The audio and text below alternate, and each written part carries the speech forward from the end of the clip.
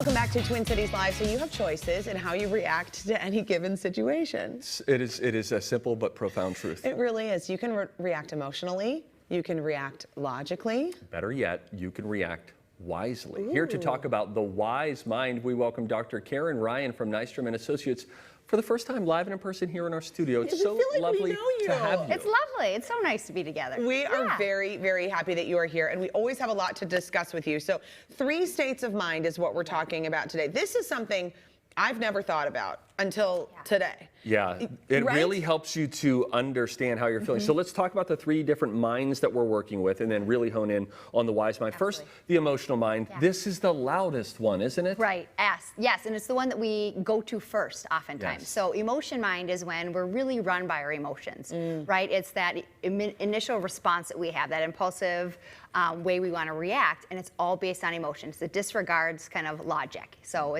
think of it as running hot, kind of that initial emotional reaction we have. Yeah, and so that's something you want to be aware of. Like, it's when like someone says something mean to you and then you want to fire back like a real nasty email. Or even I guess like if you are processing and you're realizing you're emotional, there's such power in just identifying, okay, like I'm emotional right now about this. That way you still got it out in a safe place, but also said, I will not weight this the highest as I try to make a decision. Yeah, absolutely. And it's a really simple concept, but being able to label it as, oh, I'm in emotion mind, like helps you take that step back and label it in a really non-judgmental way. I'm like, oh, I'm in total emotion mind. I'm just being run emotionally. That's really good to know. Okay, what about your reasonable mind? Yeah, so reasonable mind is the opposite. It's all logic, right? It's intellect, it's fact, it's disregarding hopes, wants, feelings, it's facts.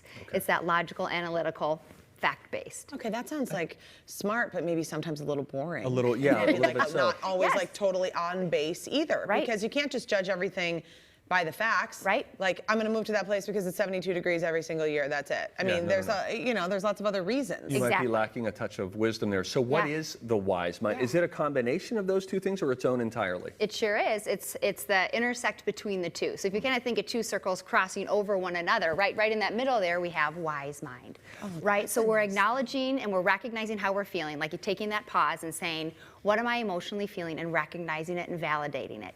And then it's saying, but feelings are not facts. Now I'm going to check the facts. I'm going to look at my reasonable mind and think about what are the facts that I know are true. And then we find this wise mind that is, I feel this, I know this, so I will do this. So that little Venn diagram that we had up, listen, I love me a Venn diagram. They really drive it home, a visualization helps. What a joy. It really helps. I mean, this is something I would think you could almost like print out. And when you're making a decision about something or you're having a reaction to something, it would be easy to sort of visualize those words. So when you are using your wise mind, how do your emotions, like how do we handle that emotional piece? Yeah, what it is it's recognizing your emotions and validating them and using them as part of your intuition, but not being run by your emotions, right? And so it's like, I don't want to make emotions or decisions just based on this emotional state. I want to recognize them and see the value in them, but then I also want to pull in the logic and check the facts. And that is when we find that wise mind. We really trust our intuition and find our truest kind of decision-making process. What do you recommend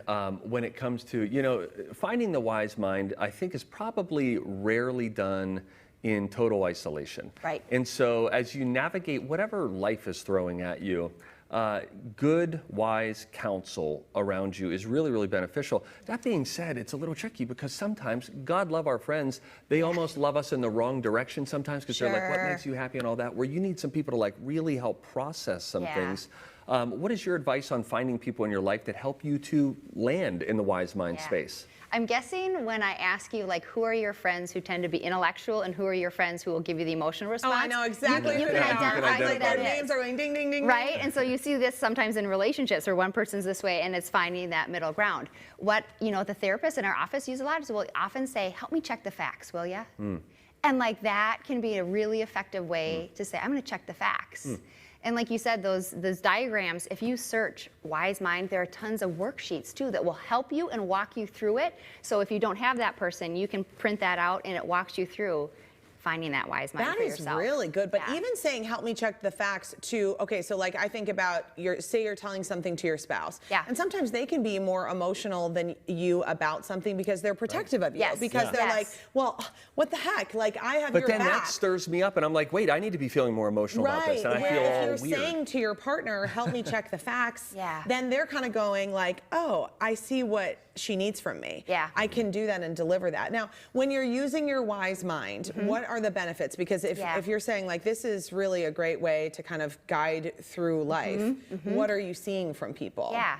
Marsha Linehan, who's the creator of it, says like that's when we find our wisdom, right? Like that we all have the ability to be wise. And so when we are able to be intuitive and know what we're feeling, but then also pull in that logic and that reasonable mind, we make the best decisions, right? So the benefits are we're more self-confident. The benefits are we are more effective problem solvers, right? We can handle crisis situations. You think about like if I get a car accident, my first response might be I want to freak out. Yeah. But if I can kind of take a second, look and be like, all right, everybody's safe. Yeah. We need to get out of the car. Let's get out of the car, check the facts, get safe. It really is a protective mechanism for those little daily conflicts, but then big crises as well. Boy, that's amazing. And I think it would help too, like as you navigate whatever the situation might be for you or for your family, if you know like you're operating out of the wise mind, I really like Yes. that term, then when you make this decision or you change this for your family, whatever it is, that also kind of decompresses some of the emotion because you know like we were in the right space here and we don't have to immediately judge what's next because like we've entered a new process. Yeah, yeah, and what you'll find is when you find wise mind, there's a sense of inner peace, or the way you respond to it, and you feel good about it. You know it was honoring all sides of it, and that you were Right. really trusting yourself and making a good choice. So Oh yeah, my there's that inner peace that comes with finding it. Dr. Ryan, you're so great, and I love that this is part of something that you're sharing here that you work with patients and All the clients time. on Really because practical. All the you time. think like sometimes you're going to go in and talk to someone and they're just going to go, well, this is how you need to be better. It's not that. It's No. about teaching strategies, Absolutely. so that you are like you kind of talk to someone and help you yourself become obsolete, so they don't need you as much anymore. Yeah, exactly. I hope to work myself out of a job. Yeah, That sounds good. exactly.